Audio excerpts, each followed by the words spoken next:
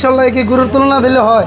শীর্ষই গুরুই সিয়াম ভালো করতেই পারে, সেজন্য তাদের উৎসাহ দিতে পারে। সেজন্য যে বড় একটা সুপারস্টারকে হেনস্ত মানে কিবা নিচে করবো তা ঠিক না। জায়গাটা খায় ওইটা ভাই শোনেন ভাই, কোয়েলো দিয়া 26 বছর আর কোয়েলো মাত্র হবে মাত্র 4-5 বছর। ভাই বহু সময় লাগে, এইসব সময় যাইতে তার চুল দাড়ি পাকাক, তারপর তার কাছে যাক, বুঝতে হবো। বা শীর্ষকে গুরুর তুলনা দিলে হয়? শীর্ষই গুরু স্থান যেখানে আছে সেখানে দেখবো, আর শিষ্য ওটা তো বুঝেনি। কেউ ভালো কিছু করতে চাইলে কি বয়স লাগবে? বয়সটা পার্থক্য না, কিন্তু মাথার ব্রেনটা আর হচ্ছে টেকনিক্যাল জিনিসটা তার দরকার।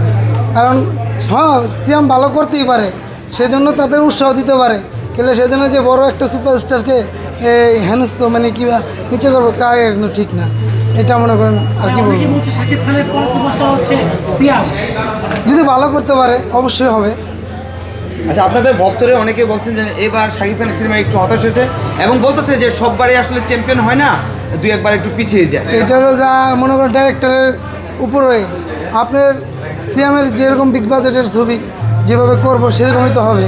সবাই তাকে দিয়ে একটু মানে এই জিনিসটা 2 মাসের আগে যদি একটুই করতো তাহলে ছবিটা আরও মানে পাওয়ারফুল হইতো, আরও বেশি, আরও দেখার জন্য আমরা আরও থাকতাম। যেমন এই যে বরবাদ ছবিরা যেইভাবে করছে, ছবি দেখার মতোই ছবি। একবার না, আমি 7 বার দেখছি, তারপর আমি আবারও আসছি, এই যে এটা দেখছি, দেখার পরে বলা যায় না আমি কালকেও আসতে পারি।